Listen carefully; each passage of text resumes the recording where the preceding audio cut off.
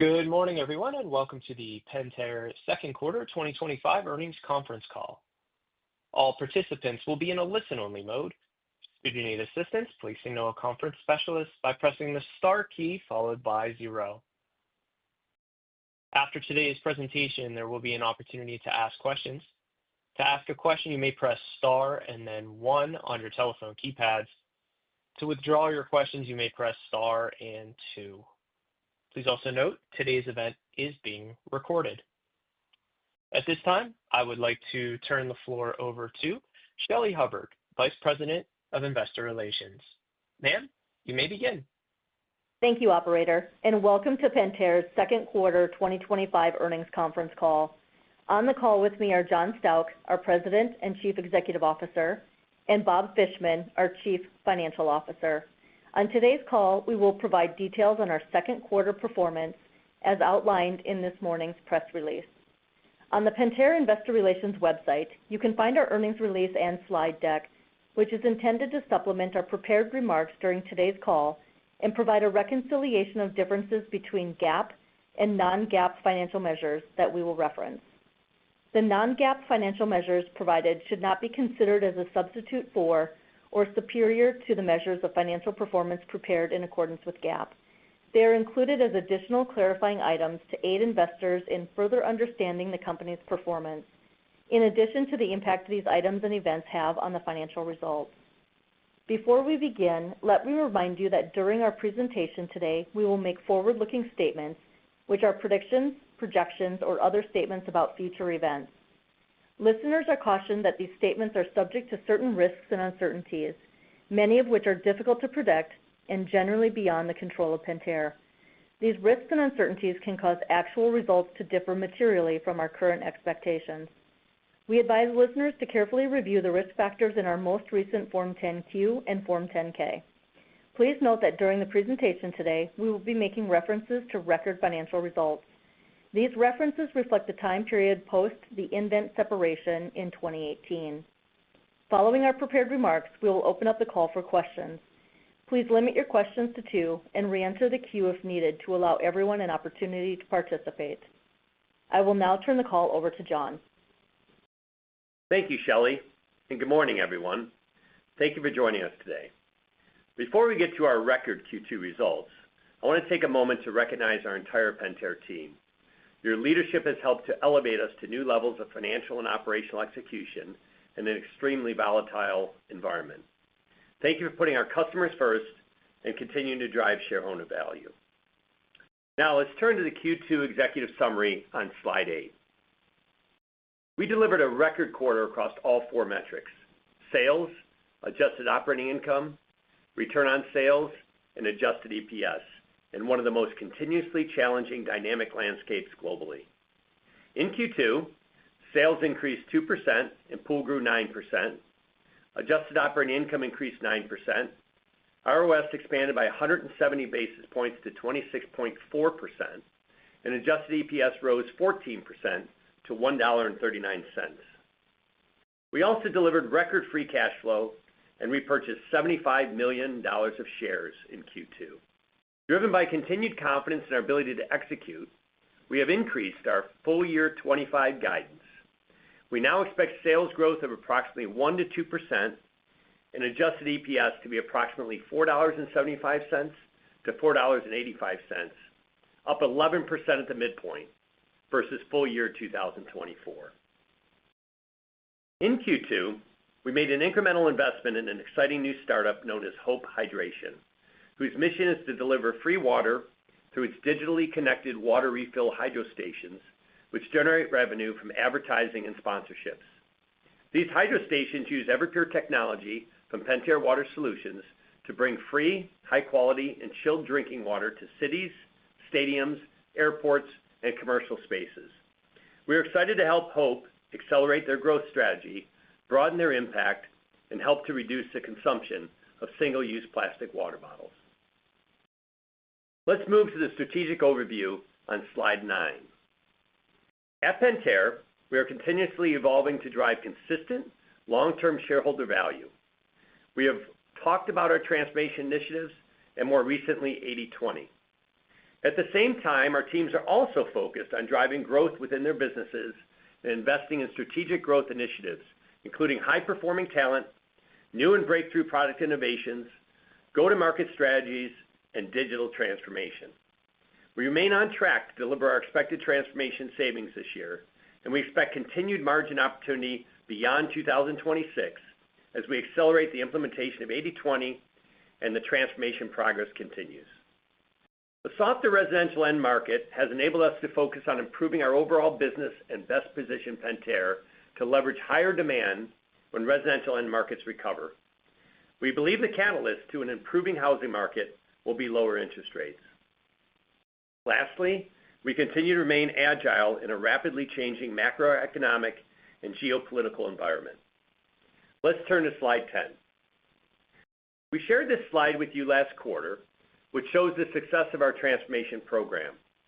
Since the beginning of 2023, we have delivered over $200 million in transformation savings, net of investments, which includes the $44 million we drove in the first half of this year. We have committed to a total of $80 million in 2025, net of investments, and we see additional savings in 2026 to achieve our ROS target of 26% by 2026 year-end. I'm very grateful for what our teams have accomplished, and I am energized with the opportunity to drive further benefits in the next several years. Before I hand the call over to Bob, let's turn to slide 11. There are several key themes that I wanted to share. We delivered a record quarter in Q2. We increased our full year 2025 guidance due to increased confidence in our strategy. We continue to build a foundation of optimal operational efficiency that can be leveraged when volume returns to normal.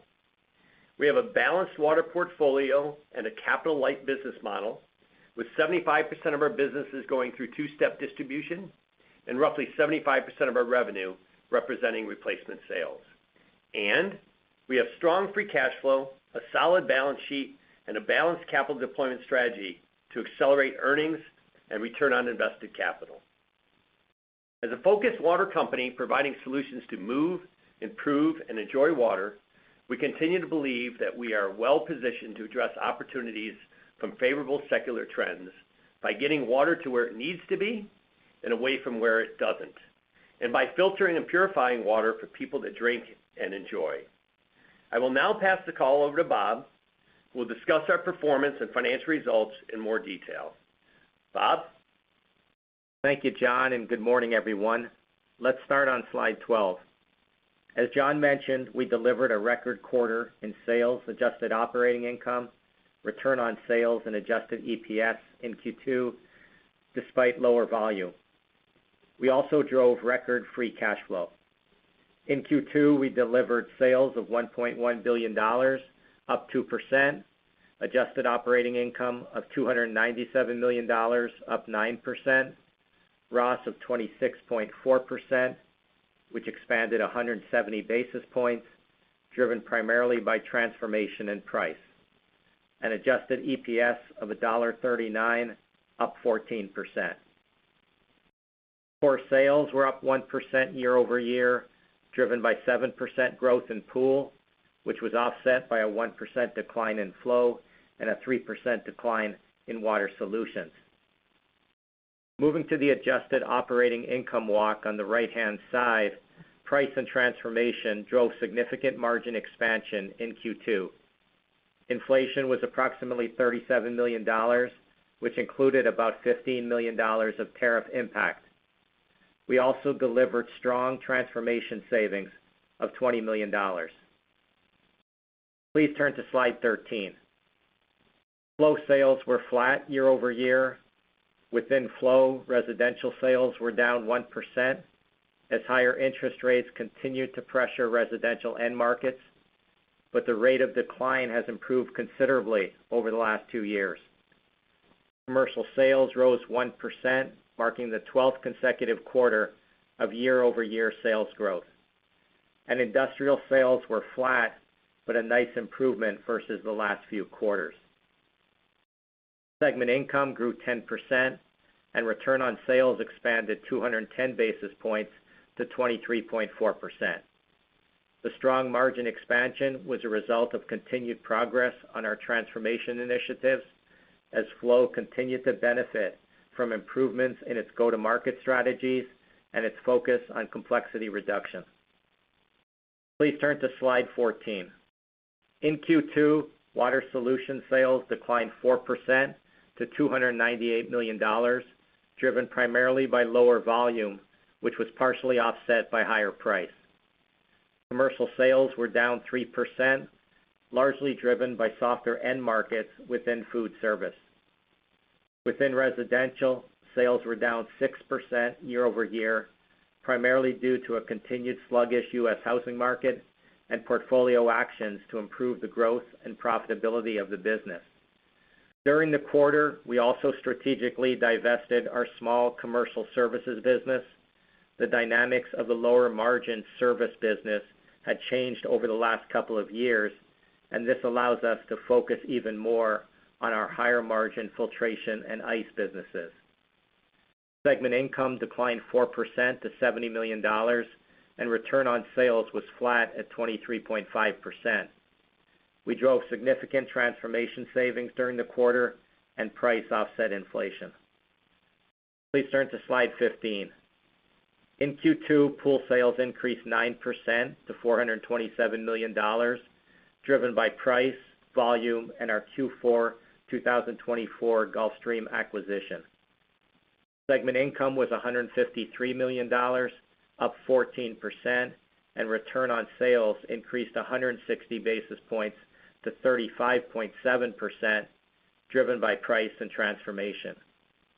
We do expect price versus cost to normalize in Q3 as we incur a full quarter of tariffs. Please turn to slide 16. We generated record free cash flow of $596 million in Q2, up 14% year-over-year. Our balance sheet remains strong, and our return on invested capital surpassed 16%. Long term, we continue to target high teens ROIC. Our net debt leverage ratio is 1.2 times, down from 1.6 times a year ago. Year to date, we have repurchased $125 million of shares. Over the last 2 years, we have generated significant free cash flow, which has enabled us to strategically deploy capital via debt paydown, dividend, share repurchases, and strategic acquisitions. We plan to remain disciplined with our capital and have additional flexibility to strategically allocate additional capital to areas with the highest shareholder returns. Let's turn to our outlook on slide 17. For the full year, we are increasing our adjusted EPS guidance to approximately $4.75 to $4.85, which is up roughly 10% to 12% year-over-year. Also, for the full year, we're increasing our sales guidance to up approximately 1% to 2%, despite an approximate $40 million headwind relating to the sale of our commercial services business in Q2.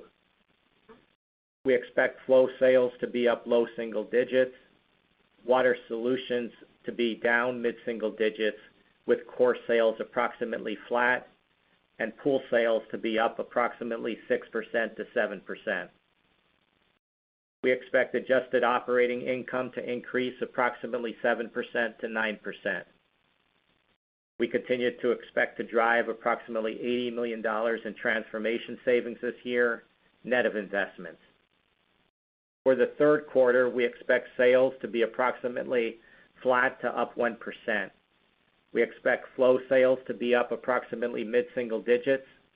We anticipate Water Solutions sales to be down approximately mid to high single digits, with core sales approximately flat, including commercial water sales to be up approximately low to mid-single digits. Pool sales are expected to be up approximately 3% to 4%. We expect third quarter adjusted operating income to increase approximately 4% to 7%. We're also introducing adjusted EPS guidance for the third quarter of approximately $1.16 to $1.20, up roughly 6% to 10%. Let's turn to slide 18. We are executing well in an uncertain environment. We've updated our 2025 tariff impact to be approximately $75 million for the full year, which includes $15 million in Q2 and an estimated $60 million in the second half of 2025. This $75 million, which is included in our guidance, compares to our previous estimate in Q1 of $140 million. The reduction in the China tariff rates from 145% to 30% in Q2 was the primary driver of the decrease in our full-year tariff impact estimate. We have increased prices and implemented mitigation strategies across our businesses to offset the expected tariff impact. Our 2025 guidance does not include the possibility of an additional $10 million in tariffs related to copper, the European Union, and other countries, which could take effect on August 1st. We expect to take mitigating actions as needed to offset these additional tariffs if they occur. We continue to monitor the rapidly changing landscape and remain agile to quickly adjust as necessary. We have a strong balance sheet and free cash flow, along with a balanced capital allocation strategy. We plan to continue to deploy capital in areas that drive the highest returns for our shareholders, while being mindful of protecting capital during periods of macroeconomic and geopolitical uncertainty. I would now like to turn the call over to the operator for Q&A, after which John will have a few closing remarks. Operator, please open the line for questions. Thank you. Ladies and gentlemen, we'll now begin the question and answer session. In the interest of time, we do ask that you please limit yourselves to one question and a single follow-up. To ask a question, you may press star and then one on your telephone keypads. If you are using a speakerphone, we do ask that you please pick up your handset before pressing the keys to ensure the best sound quality. To withdraw your questions, you may press star and two. Again, that is star and then one to join the question queue. We'll pause momentarily to assemble the roster.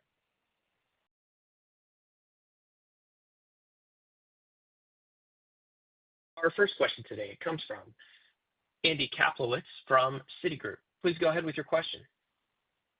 Good morning, everyone. Nice quarter. Thank you. Good morning, Andy. John, could you talk about what you're seeing in pool in terms of unit volumes and sensitivity to higher prices? As I think Q2 at 7% core growth came in at the higher end of expectations. So was that better than expected volume or more price? And then you raised pool for the year to up 6 to 7 versus I think up 4 to 5 where you were before. Where's the improvement coming from? Is it less assumed demand degradation? Any color between new pools, renovation, break and fix would be helpful. Yeah, I mean, I think we're now seeing an environment that we would expect new pool builds that we generally thought were flat to maybe modestly up, now feeling like they'll be modestly down.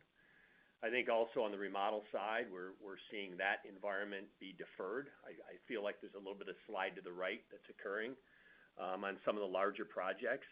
And we're also seeing customers extend product life by spare parts, spare part kits, and seeing a little bit more repairs than we would have normally seen in these types of environments. I think all of that's got to be driven by the incremental prices. I mean, overall, we're up about 15% in price in the trailing 12 months.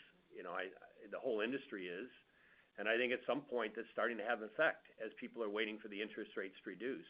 So overall, we're getting the price, which is great. We're seeing volume, flattish to slightly down, which is in line with our expectations. But we're not seeing the acceleration of it that we would normally have expected as we head into the back half of the year. So all of that's adjusted in the guide. I think we feel good about our positioning. We feel good about what we're doing from a new product development and new introduction, but we got to get this market going. Very helpful. And then, John and Bob, I'm just trying to understand how you're thinking about price versus cost for the year, because I think you passed through, I think it was 75% of the pricing on that original $140 million expected tariffs in early April. It's a lot higher than the $75 million of expected total tariff costs you have now. So are you forecasting rebating in the year, baking in some contingency for maybe new tariff costs that could come on August 1st? How are you thinking about price versus cost in your guide? Yeah, generally, in terms of the tariff, we're thinking about price offsetting the tariffs. If you remember back at the beginning of Q1, we had estimated the tariff impact at roughly $140 million in year, and that was primarily, driven by that high China tariff. Now, when we size it, it's closer to that $75 million. So think of roughly a $65 million benefit from those lower tariffs. We also talked at the beginning of Q2 around staggering our pricing. So doing some pricing in April, some in May, and some in June.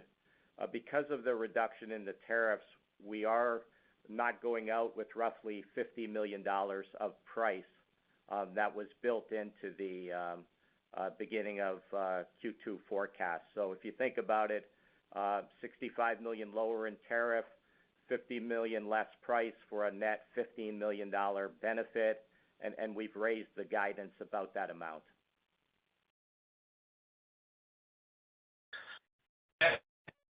Steve Tusa from J.P. Morgan, please go ahead with your question. Hey, good morning. Hey, Steve.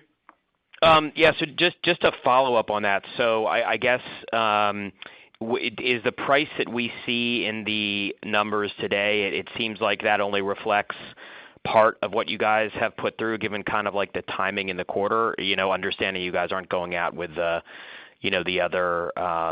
rest of the price you thought you'd need to cover the tariffs. That's correct. I mean, we will have a normalized, what I'd say, a more normal price increase, Steve, in our normal pool season that will be slightly higher than an average year, which reflects generally more commodity inflation and general cost of inflation. But the recognition of that, as you recall, that goes out as prelude to early buy, and we don't necessarily receive that this year, receive it next year. But there's no other scheduled tariff increases at the moment in our guide. Right, but I mean, obviously that would change, Steve, if we get big headwinds. We're going to have to go back and talk to our customers and put those through the channel. But right now, we're not anticipating those. Right, but does the 2Q price of, I think it's like 48 million or something like that, that doesn't reflect the full kind of run rate of what you put through, because you put through stuff in May and June, so you should have a bit more of a step up to come in 3Q. The run rate for 3Q will be more reflective of what you're getting for the second half of the year. That's correct. You'll see a little bit more price in the back half of the year. Okay, and just more in Q4, slightly more in Q4 than Q3, but you'll see that price begin to accelerate in Q3 and Q4, Steve. And you'll also see more inflation because, as we said on that one slide, we didn't realize all of the tariffs in Q2, so we have a little bit more headwind in tariffs in Q4. Yeah, of course. And then just lastly, on the fourth quarter, is there anything you're planning for? I mean, how are you thinking about seasonality in the fourth quarter? Is there any is most of the caution on the end markets and pool reflected in the 3Q guide, or is there something that you would expect to kind of trigger in the 4Q on that front? I have a little bit more caution in Q3. With Q4 more anticipating a 2026 pool year and more people positioning themselves into the 2026 look for how they're going to work with their customers on the remodels and the new pool builds. I'm hopeful that we're going to see some interest rate reduction at some point, Steve, and then we're going to need some time lag between those interest rates as they get reduced and when people get excited that they can start investing again. Our next question comes from Brian Lee from Goldman Sachs. Please go ahead with your question. Hey guys, good morning. Thanks for taking the questions. Maybe just on the pool guidance here, you raised it a couple hundred bips. Can you, might have missed this, but did you delineate how much of that is being driven by, price implementation and what you're seeing in price capture and pull forward versus, is there any improvement in demand underlying the increase in the guidance, or has anything changed on kind of the volume/demand side of the equation for your guidance for pool this year? The way we're thinking about the 6 to 7% guide for pool, which is up from 4 to 5% last quarter, is roughly a couple of points from the acquisition that we did in Q4 of 2024, Then we've got price of, call it approximately 5%, and then down slightly for the reasons John mentioned with volume. You've got lower new pool demand and remodels, as well as a bit softer aftermarket. So that's the pieces that make up the up 6 to 7%. Okay, fair enough. That's helpful. And then I know John alluded to this. I mean, you're optimistic, or maybe hopeful that interest rate relief will be coming, and that could help kind of set the tape for 26. But if we're sort of in this higher for longer environment, and we see, the macro persist here into, well into 4Q, kind of what are your early reads into kind of what the pool build cycle is going to look like next year in that environment, and kind of what are sort of the volume trends you would anticipate as some of the pricing tailwinds from this year maybe dissipate? Like what's sort of the normal run rate if this is kind of the macro we're going to be seeing for the next, let's call, 6 to 12 months persisting? Yeah, I mean, I don't know yet. I think as we build our planning cycle, we'll get more around that as we head into the 26 guide. I think right now our anticipation is that volume remains a little bit sluggish, and what we've got to do is grow our content per pad from NPI introductions, sales and marketing campaigns, making sure that our dealers are well informed as to the new products and how to install those new products, and really get the industry excited about the benefits of automation. Those still remain the top growth levers for us, regardless if pools are growing or not. These levels of pool builds, we haven't seen these since after the financial crisis of 08, 09, and 10. So, it's been, the whole industry's anticipated that we come up from here. I think it's just a matter of when. I think if inflation rates or interest rates don't come down, then I think people are wondering when the build costs and/or the overall build starts to soften. I don't see that happening. So I think what we're talking about is, wealthier second home buyers that are building homes in the warm weather states still, and that's the primary 80% of our sales going to those areas. So that's what we're anticipating. Too early to call 26 though right now. Our next question comes from Nathan Jones from Stifel. Please go ahead with your question. Good morning, everyone. Hey, good morning, Nathan. I wanted to ask a question on a bit more of the longer cycle, more CapEx-driven businesses, which I think probably mostly sit in flow. Maybe you could just talk about the environment there, how tariffs and how, I guess, the macro uncertainty are potentially impacting customer decision-making, deferred capital spending, things that would impact kind of your order book or your quoting rather than what's in demand today. Yeah, we were pretty candid and transparent that we certainly saw in Q4 of last year and Q1 of this year a little bit of slowing in the order books and the quoting activity. We did see some pickup here in Q2, and in fact, we have booked orders as we head into Q3 and Q4 and feel pretty optimistic about some of those longer cycle businesses. Saw a recurrence investment in the infrastructure flow side, and we also saw some of our industrial businesses inside of that flow segment also see some pickups as we head into the remainder of the year. Yeah, really pleased to be able to, guide flow to roughly mid-single-digit growth in Q3, and then to up the full year from up slightly to up low single digits. So good momentum for flow exiting the year for sure. And I would think those are obviously a little bit. We're starting to anniversary some of those difficult, residential comps, meaning we've got easier comparisons in residential, and we're starting to get the non-residential piece of our business as a growth contributor as we exit the year in flow.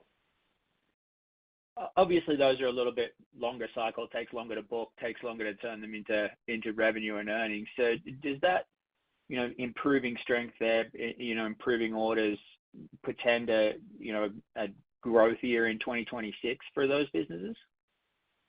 Yeah, I mean, I think it's encouraging, but we're more in the configured order side, which is and more standard order side. So we're recognizing things within a quarter or two, Nathan. So we're not as long cycle as as some companies may be. So these are pretty standard projects and pretty standard deliveries for us.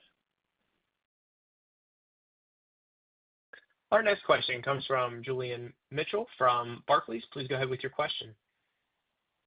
Hi, good morning. I just wanted to understand a little bit better the moving parts on the sort of op profit or EBITDA guide. So the EBITDA guide's unchanged at $1.1 billion or so. You pushed up the revenue guide a point or so. So is the sort of the delta there with the smaller gross tariff headwind and the higher sales guide, but the unchanged EBITDA guide, is the main moving part sort of weaker volumes at Pool and then some small effect on the divestment earnings? It sounds like that's pretty low margin, that business. But is there anything else kind of in that bridge on the EBITDA guide kind of now versus prior?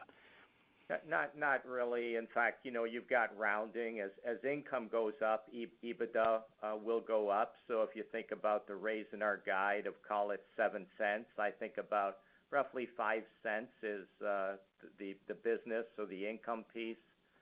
So call that $10 million, and the rest is below the line because of the strength of our free cash flow in Q2. We're getting about 2 pennies because of lower interest expense. That's helpful. Thank you. And then just to home in a little bit on the Water Solutions segment, as I don't think that's come up much yet. So maybe help us understand, I think first half organic sales were down low single digits. The year is guided flattish core. So help us understand the confidence in that acceleration in the back half in water. And maybe any more clarity on that commercial divestment, how much of that old KBI services business is being sold and what's the margin on it? Yeah, so let me start with the KBI sale in Q2. So that was the business that we acquired back in 2021. Over time, what we've realized is the dynamics of that business has changed quite a bit. And so the sale of that business for us was really to focus more on the higher margin filtration and ice businesses, to exit that lower margin services business. And as a result, we really avoid significant cash outlays into the future. So that is a margin accretive, smart decision for us as we focus more on our core businesses of ice and filtration. That will result in us losing roughly $20 million per quarter in Q3 and Q4 based on the sale of that services business. That's implicit. That's included in the guide. When you think about how the business is doing first half versus second half, I'll start with the residential piece. As you know, we were going through a lot of portfolio rationalization. We'll have one more quarter of that in Q3 for residential, and then that business should start to stabilize. On the commercial water side, excluding services, we did have a disappointing Q2. We saw a softer food service market than we expected.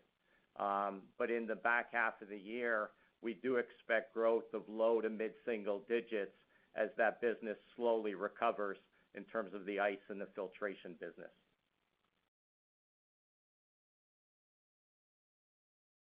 Our next question comes from Bryan Blair from Oppenheimer. Please go ahead with your question. Thank you. Good morning, everyone. Morning. I'm hoping you could offer a little more detail on the decision to divest KBI. We knew at the outset that was a lower margin asset. Had the ROS level deteriorated, significantly relative to when you purchased the business? Because there seemed to be pretty natural synergies between Everpure, Man Ice, and KBI. So there must have been a trigger there. Yeah, so we bought a services company. The expectation was at the time there was a part that went into the water replacement. Think about every pair of cartridges and solving those challenges. And then there was a frozen carbonated beverage rearrangement for a key hamburger customer. What we learned is that we were in a lot of low density routes in rural environments. And while we had a good penetration of our water change outs, we weren't able to grow. And ultimately, we had a fixed price contract, and we were absorbing substantial labor inflation and also lost services revenue from driving and routes. And the opportunity would have been to invest more deeply and expand our presence, which really creates channel conflict with some really good partners that we have that do this already, or to hand this over to somebody who's already in the industry for them to get synergies from it. And that's the decision we ultimately made. So, I mean, dynamics changed drastically during this period, and we made the best decision going forward that we could. And we're very comfortable that we still have the right customer relationships there, and we've got the right service to serve the channel. Okay, that makes a lot of sense. I appreciate the detail. And sticking with Water Solutions, you've offered your take on commercial and residential dynamics and outlook. Perhaps do the same with U.S. versus international business. Yeah, I mean, I think the amount of rationalization in residential water treatment reflects its global footprint. Strong, large footprint in Europe and pretty big one in China as well. So we're making sure we're well positioned longer term and making sure that we're in the higher end of the markets and we're not in the commodity side. And that's reflected in a lot of the revenue that we're walking away from and really trying to strengthen the core filtration components of the residential business. That dynamic isn't as big in the rest of the businesses because we're more local for local, or the dynamics change. So in the pump business, for instance, the motors are different in Europe than they are in the United States. So you don't have that global one product fits everybody globally that you have in the water filtration side. So this is generally specific to a water treatment business that we want to position better for the long term. And we'll be through that, as Bob said, after Q3, and then we can get back to growth in Q4 and beyond. I think what happened in Water Solutions, though, is we got caught with that rationalization while we thought we were going to recover at a stronger rate in commercial. And optically, from a revenue standpoint, you're seeing a little more challenged environment than really what we're experiencing internally. Our next question comes from Lindsay from Missouri. Please with your question. Hey, good morning. Congrats on the quarter. Thank you. Hey, wanted to come back to tariffs. Appreciate all the details. So you're dialing in the $60 million full year, $140 million previously. Obviously, a lot of moving pieces. Doesn't look like you're flowing through the full tailwind. I guess does the framework contemplate some potential softening developing in the second half, and it's more of a hedge, or are you actually marking to market what's a lower exit run rate? Yeah, just to go over the math, the full year expected this year is $75 million versus the $140 million. So if you think about that's a $65 million benefit, then we talked about $50 million less price. So the net benefit is around $15 million, and I would say we've flown about $10 million of that to the full year guidance. So again, staying cautious.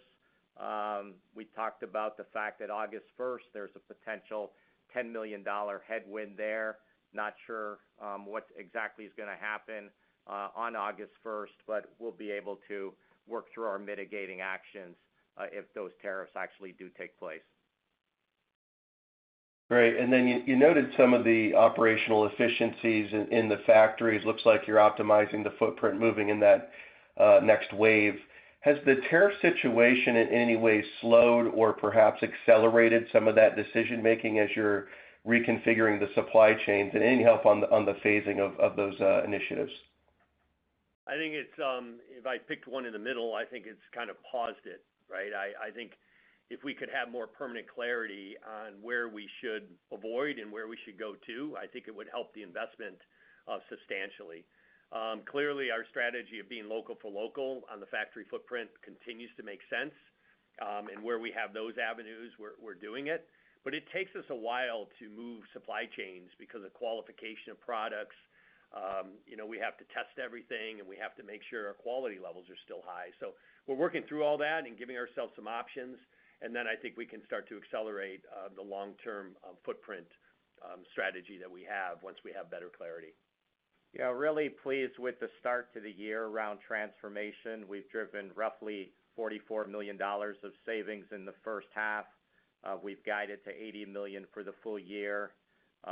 This is really following the $67 million of savings 2 years ago, $107 million last year. So really strong momentum, and it still is kind of low to middle innings in terms of the transformation program.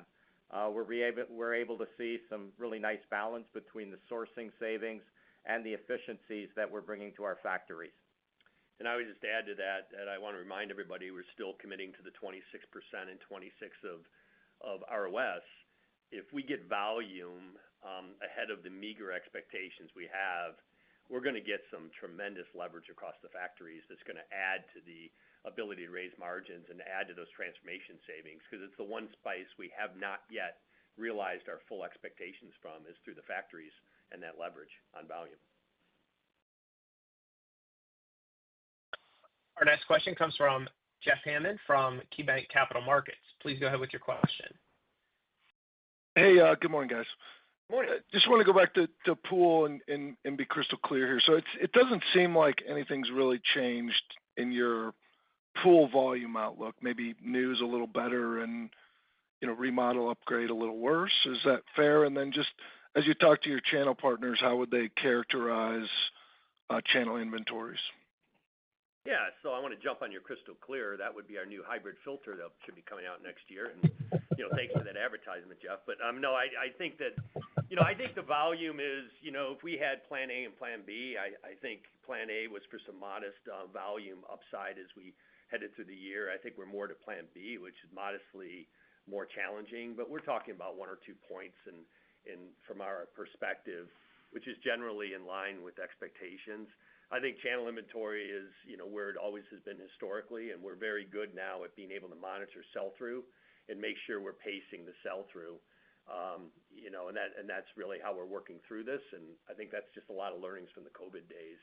And so we feel good about our positioning of inventory, both from distributors and dealers, and we feel good about our ability to have visibility on what sell-through should be.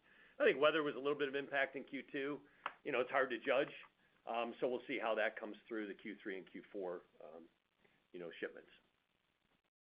And then just on the tariff dynamic, I mean, moving pieces, you mentioned Europe and copper. Do you assume you're going to kind of let this play out and then you'll just, anything else you do on price will just go into next year's price increase?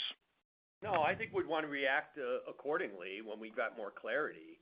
And again, that slide that we've been publishing now gives you, where the biggest risks would be. I mean, we don't have a settled China tariff yet. I mean, we have a verbal, but we'd like to see some clarity on that. That would obviously be the bigger one.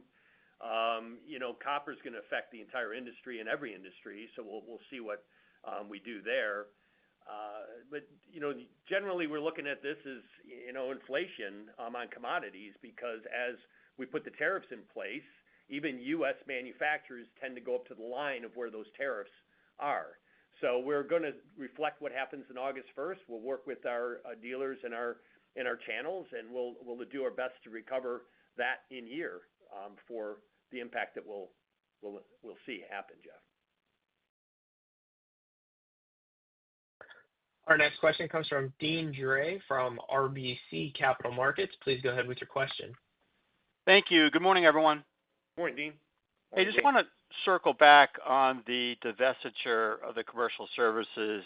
And John, you gave a really crisp answer to Brian's question just on the rationale. I mean, as soon as I heard fixed contract in this environment, you could see why you wanted to exit. So that's clear. But what wasn't clear was, are you going to lose any of that pull through on the aftermarket because you no longer have a captive service? But so is that factored in terms of not selling as many replacements, cartridges, et cetera? No, I don't believe so, Dean. I think we built really good relationships primarily through the distribution channels and the synergies of Manitowoc and Everpure.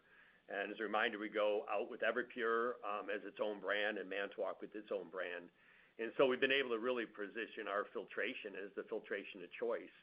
And if anything, that position has gotten stronger over the last 3 years, 4 years. Competitive pressures have weakened some. I'm not going to mention who those companies are, but there are dynamics where we've been better positioned to solve in a more standard and consistent way our customers' challenges, and we feel better about those relationships today than we did even when we bought KBI. So I think it's the right timing, and we'll continue to work with the partner who bought KBI to make sure that they get the filtration offering, and I think we continue to expand that channel. Great. And then are there other divestitures being contemplated in the near term? And then a quick one for Bob. This is your outstanding quarter in free cash flow conversion. I mean, it's just, it's nearly 260% conversion. How did it play out according to your expectations? Working capital, maybe there was a little bit less CapEx, but just some observations there, please. Yeah, so let me answer the first one, and then I'll let Bob take the victory lap on cash because we certainly are proud of that number. I would say that when we look at divestitures, we're looking at really product line exits. So when we look at 80/20 or we do our product line exits, we look at it as is it inside of a shared factory or not? Is it got its own dedicated infrastructure? What would the ERP transition look like? What would a digital migration look like? And then generally, what's the cost benefit of that? And so if some asset we have is better off in somebody's hands or it's difficult to run, Dean, we'll consider it. Short answer to your question is I have nothing really else pending, and I think we have the ability to run most of our product lines successfully inside of our portfolio, so I wouldn't expect divestitures to be a big part of the future. Bob, want to talk about cash flow? Yeah, I would say on cash flow, it certainly helps with having a record quarter for sales and income. That's the starting point for us. And then we've been very focused over the last couple of years on improving DSO and days inventory on hand. So really proud of the team for the focus on working capital, which has, again, given us a very strong number in what is typically our strongest free cash flow quarter of the year. Our next question comes from Andrew Krill from Deutsche Bank. Please go ahead with your question. Hi, thanks. Good morning, everyone. Just want to ask on the topic of tariffs again, just any observations of pre-buying, like to the extent, you can measure that. It didn't seem obvious, but wanted to check, and then I guess therefore, if there could be any form of an air pocket in the third quarter. So any color there would be helpful. Yeah, I think we saw definitely in Q1 mitigating strategies that would include bringing in what you could, and we were very transparent on the benefit that we had created regarding that. I think Q2, both in the cash flow of us and probably as an industry, is indicative of the fact that a lot of us collected on what we did in Q1 and Q2, and I think the pre-buying has slowed because I think the normalization of the tariffs are better today than they were when we were putting those strategies in place. So I think we've been monitoring that. I don't think we feel that there's a lot of the pre-buy that happened in Q2 relative to Q3. What we saw was that happening in Q2 relative to Q1.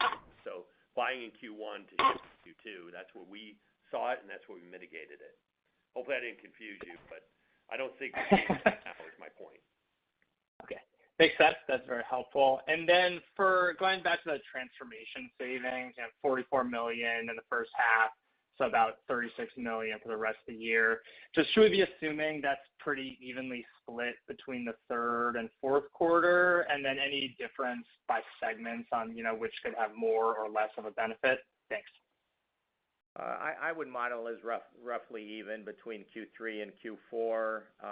And then, I look to the two segments that have the biggest opportunity from a complexity reduction perspective. So again, Flow and Water Solutions, both hard at work in terms of driving those transformation savings. Yeah, and the only thing I will add to that is I just want to remind everybody it's net of investments too. And despite the fact that we're not seeing that rebound yet, we are putting some heavy technology investments in the form of R&D, innovation, and digital and analytics. And you're going to see those investments in pool and water solutions primarily. But I just want to remind you that transformation's net of incremental sales, marketing, and technology investments. Our next question comes from Nigel Coe from Wolfe Research. Please go ahead with your question. Thanks. Good morning, everyone. Thanks for the question. Yeah, thanks, guys. I just want to double-click on 3Q. I mean, you're pointing to some pretty important inflections with, I think it's flow up mid-single digits and the commercial water solutions up low to mid-singles. I'm just wondering, what gives you confidence, in that outlook? Obviously, pretty different outcome to what we saw in 2Q. So is there anything in the order book or backlog that's informing that confidence? I mean, the way we look at it is sequentially more than we look at it year-over-year, and then obviously year-over-year is a result of what happened last year versus what's happening this year. So when you look at sequential order and shipment rates, that's what drives the confidence in what our outlook for Q3 is. And the comparables in every business on a year-over-year basis are just different. And that's why I think it looks stronger than it really is if you looked at it from a sequential perspective. Does that make sense? I don't want to confuse. Yeah, so it's more comps than anything else. Okay, I get that. Yeah, exactly. And then another crack at the pool pricing. So John, I think you're appropriately highlighting the fact there's been a lot of prices gone into this end market, and obviously underlying conditions remain quite challenging there. Do you think there's any threat to the pricing here? We tend not to see pricing rollbacks, but do you think that promotional activity could pick up or discounting? And do you think that next year will be a normal year of pricing and normally see 2 or 3% pricing? Do you think next year could look like that? Or do you think the sheer volume of price kind of prevents that happening? Yeah, I would say that I would start with I hope. So I know hope's not a strategy, but let's say we hope we could get to normal. And I think anytime we're going to see growth in the industry and generally growth in the channel, I think those normal dynamics tend to play out. I think it'd be fair to say that when you take a look at the profit pool being what is realized by the equipment manufacturers, what is realized by distribution, and then what is being realized by the end dealer, I think there's been a shift where the dealer's generally benefiting right now. And I say that because they're getting both service labor, service revenue, and pricing margin on product. The manufacturer is able to push through to distribution the tariff increases, and I would expect that distribution is being caught slightly in the middle as we go forward. That's not a dynamic that's healthy, and that's a dynamic that needs to be considered as we think through how do we get those profit pools more in balance for the longer term. So I think it's something we're monitoring. I don't think there's warning signs yet, but it's something we have to make sure that those dynamics come out to play. The way we do it is adjusting rebates to dealers on products that we need them to sell versus just general revenue pools, and making sure that we're moving the content into the channel that's better for all.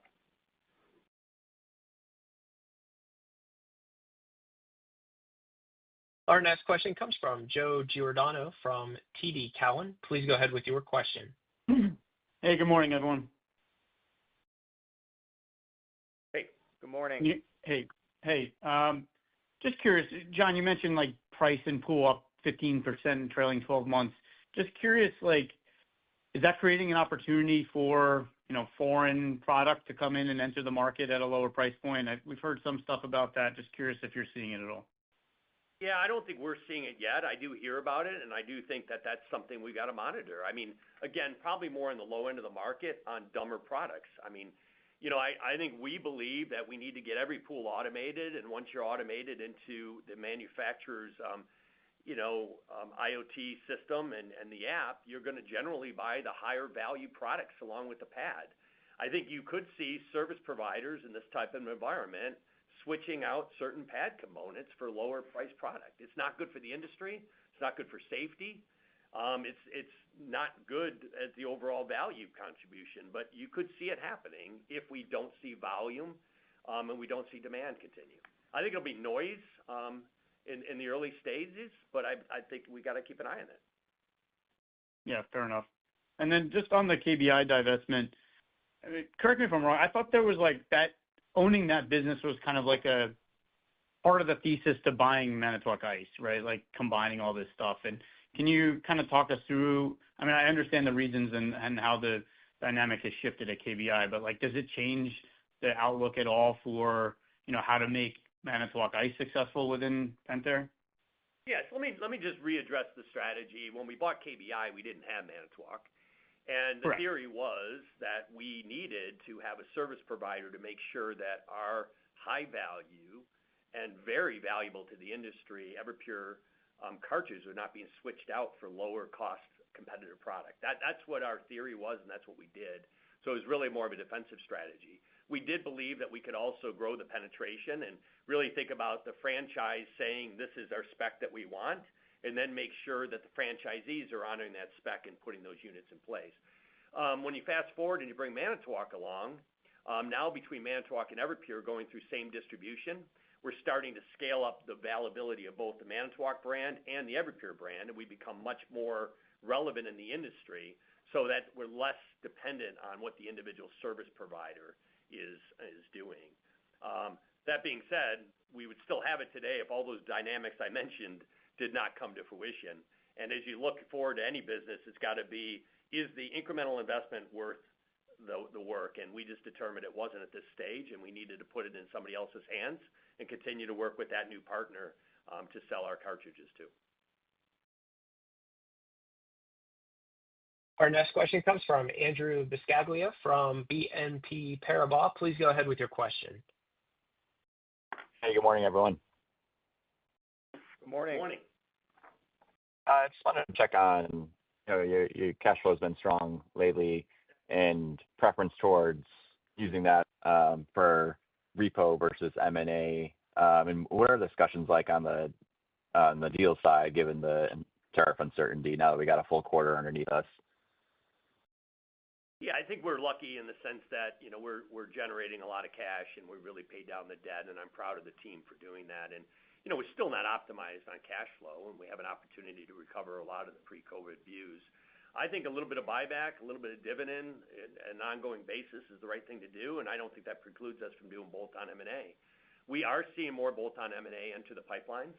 I think we got to continue to be disciplined. We got to continue to make sure they're the right strategic deals, and we got to make sure they have the right value returns for share owners. But I do think the pipeline is starting to open up, and we might see some in the future here. Yeah, okay. Maybe just one last one on that, your previous distributor comments. Certainly at some point, they're going to feel the pinch as well with pricing. So I'm wondering, first off, price realization sounds like came in around where you expected, and then I guess going forward, how does that dynamic work when we look out to 2026 with distributors' ability to keep taking price? Well, as part of 80/20, we have done a lot of customer simplification of who we ship to. So we ship primarily to our top distributors now, and only to our top distributors. It really is about making sure we're aligning the dealer incentives to move the product through that's beneficial to us and the channel and the end customer, right? So what you see sometimes is you get a mix, and they might go buy the spare parts, and then maybe the spare parts weren't priced appropriately, and they can put a lot of labor on top of it. So I think it's our responsibility to make sure that we're working with the channel to continue to grow content on the pad, and then we go out and try to get our fair share of that content. And that's what we'll continue to do as we head into 26, and as we look at those incentive plans that we put into place for the dealers. Our next question comes from Saree Boroditsky from Jefferies. Please go ahead with your question. Hi, thanks for fitting me in. Maybe just another one on pool. I think you mentioned potential for sluggish volumes in 2026, but maybe just talk about how you're thinking about replacement demand from the bulk of equipment that was put in during the COVID years, and when does that start to show up in volume? Yeah, so real quickly, I want to make sure I'm clear. I didn't say sluggish. I'm saying we haven't yet seen significant volume recovery. We were planning on it. I don't know if it's going to be here in the back half of the year. I don't know where it sits for 2026. So just want to make sure we're there. And then I just think that overall, there is still a lot of opportunity for new product and for training dealers, for training customers, and making sure that we get to every pool being automated and making sure that people understand the value proposition of that. And I think there's a ton of opportunity to still grow within the current environment. Okay, thanks for the clarification. And then maybe just one on price. You talked about pool demand being impacted by all the price increases. Just maybe how you're thinking about the pricing over the next several years. Does pricing slow down at some point? Is it just discounts, or can you introduce more entry-level equipment just to make pools more affordable to more people, or is that just not part of the equation? I think our value proposition is always be working the higher-end pools and have the technological advancements that the industry wants and needs, and make sure we're driving value and content. I do think, though, that in price normalization, getting back to that 1% to 2% per year, reflecting general inflation, is the hope of every industry, so that you can work within the context of driving productivity plans and making sure that you're providing that incremental value to the channel. And that's something we're working on. I'm sure every industry is working on it. There's just a lot of volatility right now. And, what we have to do is protect our shareowner base and make sure that we're managing our channels the best possible to always be on the positive side of that. But it's going to be for everybody if that inflation comes down and the pricing can come down.